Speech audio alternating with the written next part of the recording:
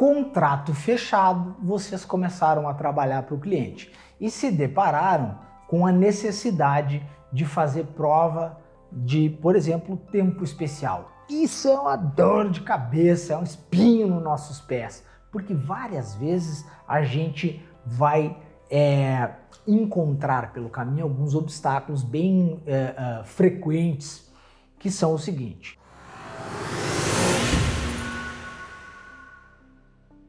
Às vezes a gente tem um PPP mal preenchido, tá? Um PPP mal preenchido, um perfil profissiográfico previdenciário mal preenchido, desacompanhado do LTCAT, Laudo Técnico de Condições Ambientais do Trabalho.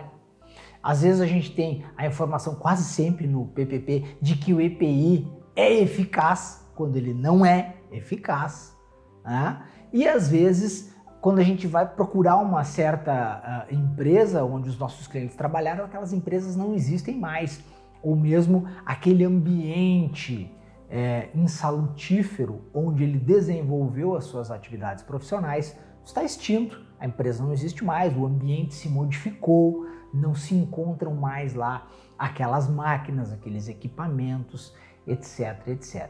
Bom, então a gente tem que de alguma maneira lidar com isso. E aqui a primeira dica que eu tenho é, às vezes, quando a gente se depara com as empresas que fecharam ou os ambientes que não existem mais, a gente pode lançar mão de uma coisa chamada prova emprestada, tá?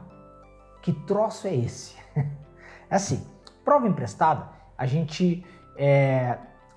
Vamos partir do seguinte, vamos percorrer um caminho aqui. Os sites das justiças federais, tá? Da Justiça Federal de cada estado, o site da Justiça do Trabalho também, os TRTs, e até os sites da Justiça Estadual de cada estado do Brasil, eles têm uma área destinada a ser um repositório de laudos periciais, tá? Que são laudos produzidos dentro de processos judiciais que visavam descobrir se aquele ambiente era ou não era insalubre, se era ou não era um ambiente periculoso, se era ou não era um trabalho penoso, tá bom, gente?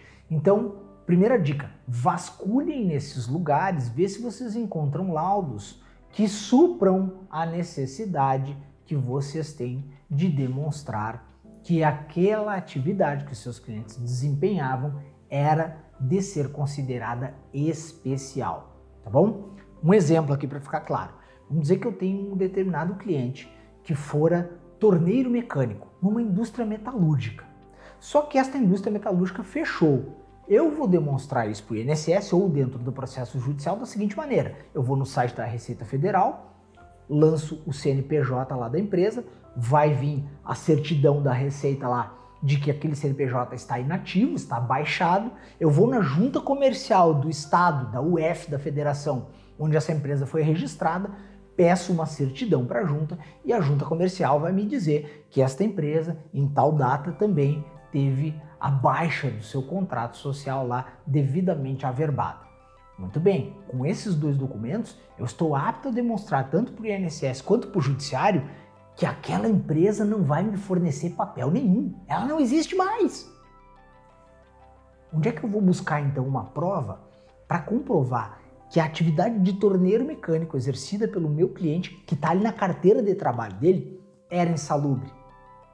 Eu vou no repositório de laudos da Justiça Federal e vou procurar lá por palavras-chave. Torneiro, metalúrgica, torneiro mecânico, e vou começar a ler os documentos, até que eu ache um que sirva para o meu propósito, isto é, de algum trabalhador que tenha a sua condição avaliada na prática da tornearia mecânica e que fique comprovado naquele laudo que aquele tempo de serviço foi considerado especial. Eu junto este documento no meu processo, ou administrativo ou judicial, e justamente faço o devido requerimento, dizendo o seguinte: olha, veja, a empresa para a qual o segurado trabalhou não existe mais, tá aqui as provas. Ele era torneiro mecânico. Sabe o que eu fiz para provar que a atividade de torneiro dele era especial? Peguei um laudo emprestado, uma prova emprestada, por semelhança, por similitude. Esta é uma prova aceita, tá? Ó, se aqui este torneiro mecânico o seu Chico, é especial, o meu cliente, o seu Antônio, há de ser considerado especial também, porque eles estavam desenvolvendo as mesmas atividades profissionais em ambiente muito semelhante, ainda que não sejam as mesmas empresas, tá bom? O agente insalubre, o agente insalutífero é o mesmo, não é? Graxas, solventes, óleo mineral, às vezes ruído acima do limite tolerável pela legislação, tá bom, gente? Prova emprestada é isso. Outra maneira de às vezes, rechaçar, hostilizar, afastar a conclusão de que um EPI é eficaz, e às vezes vem no PPP ali, né, vem o ruído e vem assim, EPI eficaz, e vem um S, né, marcado no PPP. Esse S significa sim, que supostamente o EPI, o equipamento de proteção individual, entregue pela empresa para o empregado, para o trabalhador, é eficaz. Eficaz aqui nós devemos entender como o quê? Como este EPI, este equipamento de proteção individual, seria capaz de afastar, de elidir, de impedir a ação do agente nocivo à saúde ou integridade física do trabalhador. Entretanto, vejam aqui, nós conversávamos agora um instante antes dessa lição, eu e o Gabriel aqui, e o Gabriel me lembrou um caso que ele resolveu assim, magistralmente, que foi o seguinte, ele vendo uma situação como essa, a gente precisava derrubar a ideia de que o EPI era eficaz. A gente tratava de um caso de um cliente que estava exposto à ação de micro-organismos, né, parasitas, infecto-contagiosos, etc, etc. Eles usavam máscara, tá, para se proteger dos micro-organismos. Bom, muito bem. E o EPI no PPP vinha considerado eficaz. O que o Gabriel fez? Ele verificou o CA deste EPI. O CA é o certificado de autorização desse EPI, tá? É o código do EPI que está ligado à norma regulamentadora 6 do Ministério do Trabalho. Pegou os dados do EPI, os dados técnicos, jurídicos do EPI e entrou em contato com quem? Com os fabricantes do EPI. Por e-mail, uma conversa informal com os fabricantes e perguntou para eles se aquele EPI, com aquele determinado CA, isto é, com aquele determinado código, aquela máscara e tal, se ela era realmente 100% eficaz à ação dos micro-organismos. E as respostas, ele teve 3 respostas, que ele falou com 3 fornecedores de EPIs diferentes. As respostas todas foram no sentido de que não existe nenhum EPI desta natureza que seja 100% eficaz. E as próprias empresas, os próprios fabricantes disseram nas suas respostas que a eficácia era da ordem aí de 94, 95%, mas que não eram definitivamente capazes de afastar 100% a ação dos micro-organismos. Bom, o que nós fizemos com isso? Juntamos esta prova, colhida de modo muito perspicaz, de modo criativo, juntamos ela no processo judicial e o INSS se rendeu à força, à robustez desta solução e ofereceu um acordo. A gente resolveu o processo assim. Veja, não havia como o INSS defender a ideia de que o EPI era eficaz, por mais que esta informação constasse do PPP, porque o próprio fabricante afirmou de que não era 100% eficaz. Notem, gente, o tamanho desta solução e como ela foi criada a partir de uma solução, a partir de uma iniciativa, melhor dizendo, criativa. A gente precisava buscar uma solução. O que eu vou fazer? Eu vou pegar um dinheiro que o cliente não tem para pagar uma empresa, para fazer uma perícia no EPI, para dizer que ele não é 100% eficaz? Isso é uma solução possível, mas é muito difícil da gente conseguir fazer, porque uma empresa dessas que possa fazer uma perícia, um laboratório que possa fazer uma perícia num equipamento de proteção individual vai cobrar caro por um laudo dessa natureza. Eu nem sei se isso a gente encontra em qualquer cidade do país, tá bom? Nem sei. Agora, vejam que solução o Gabriel criou. Ele foi direto no fabricante e perguntou para eles, vem cá, isso aqui e tal, esse EPI, com esse CA aqui, é eficaz 100% esse troço? Não, não é. Pô, legal, obrigado pela resposta, legal, obrigado pela resposta.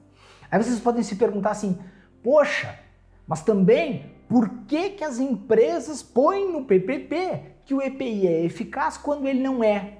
Eu vou contar para vocês o segredo sobre isso.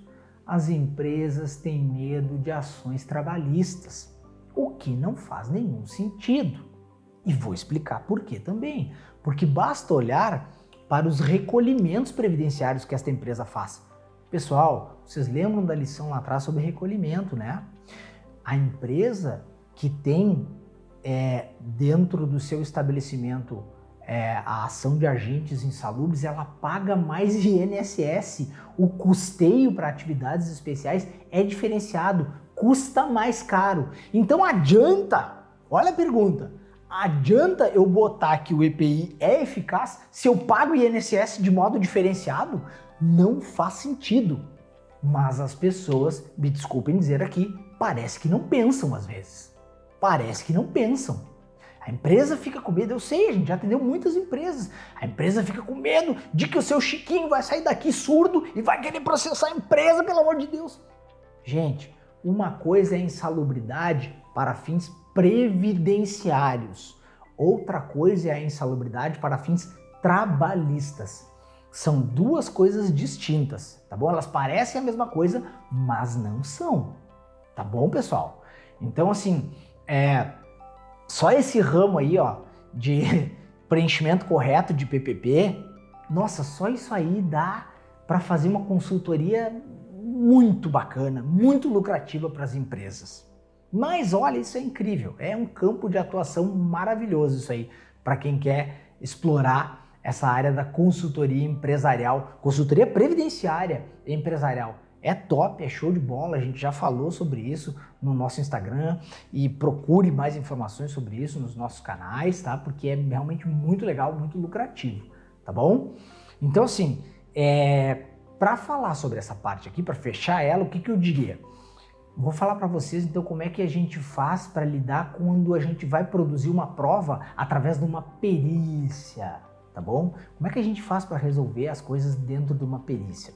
Às vezes é muito comum a gente precisar de uma perícia para apuração da insalubridade, tá? Ah, vai apurar ruído, vai apurar se tem óleo, graxa, solvente, se tem micro-organismos, se tem muito frio, se tem muito calor, enfim, qualquer que seja o agente agressivo. Qual é o truque aqui? Por exemplo, ruído é clássico.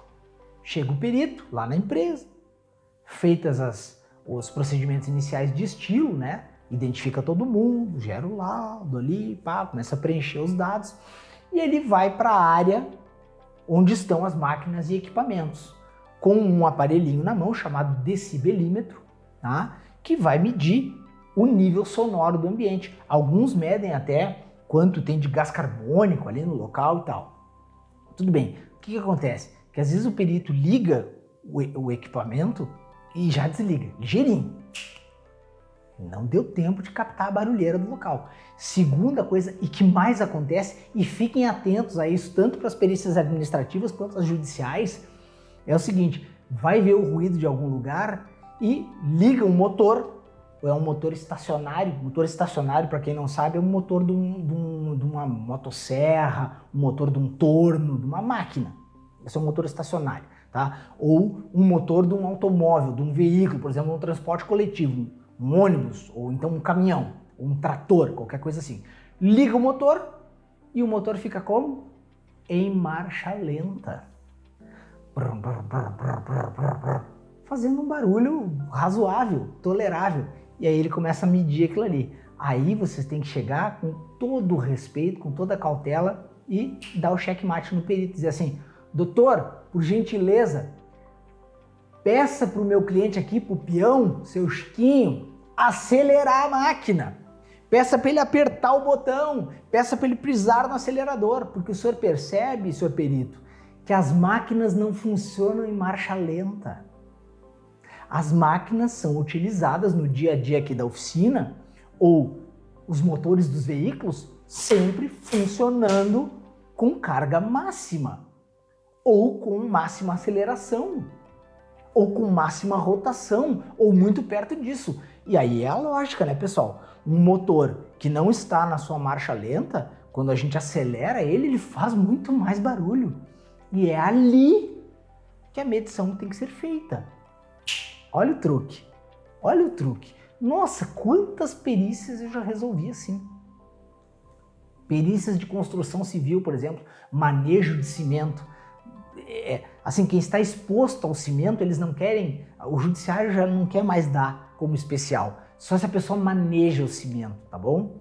Eu vou perguntar para vocês aqui, ó, mesmo quem não é oriundo da construção civil e vai me dizer, vocês já viram algum servente ou algum pedreiro que não mete a mão na massa, literalmente? Não tem, né, gente? Aqui no Brasil o pessoal bota a mão na massa mesmo, pega com a mão o cimento. Olha, raras as obras que a gente vê, só as empresas maiores, mais organizadas, que a gente vê as pessoas com luva, etc, etc. Normalmente é mão na massa. Se vocês forem numa perícia, num local desses, o que vocês têm que fazer? Pedir para o pessoal da obra levar o senhor ou a senhora perita até o local onde eles preparam a massa e mostrar como é que eles preparam a massa. É lá na betoneira, pega com a pá, bota no balde, tudo com as mãos nuas, em contato com o pó do cimento, com a argamassa, em contato com o concreto, manuseando os tijolos com a colher de pedreiro. É assim que é. Agora, se vocês deixarem o senhor perito ou a senhora perita chegarem lá no canteiro de obra e irem para dentro do container onde está o mestre de obras lá e tomar um cafezinho e fazer a perícia sentado lá dentro do container, aí vocês estão mortos. Aí não vai aparecer cimento nenhum nessa história aí. Vai dizer que os clientes não têm contato com o cimento, tá bom? Então esses são truques, essas são dicas para vocês poderem lidar com uma perícia ao vivo, em loco.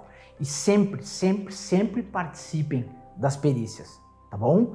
Participem das perícias, filmem as perícias, vocês podem filmar as perícias. Se o perito disser, eu não permito que filme, diga para ele na tranquilidade, assim, doutora, com todo respeito, esse é um ato que interessa ao meu cliente, eu sou o procurador do cliente, ou porque sou o consultor previdenciário dele aqui na esfera administrativa, ou porque sou advogado dele na esfera judicial, e o ato da perícia aqui não é sigiloso, ele é um ato público, pode ser acompanhado inclusive por qualquer pessoa, e eu estou filmando, não é para gerar qualquer constrangimento para o senhor, antes pelo contrário, é para o meu acervo, é para o meu objeto de estudo, é para que eu me aperfeiçoe na minha própria profissão. E depois descarreguem esse vídeo lá na pastinha do cliente e vocês vão poder rever quantas vezes quiserem, a fim de aperfeiçoar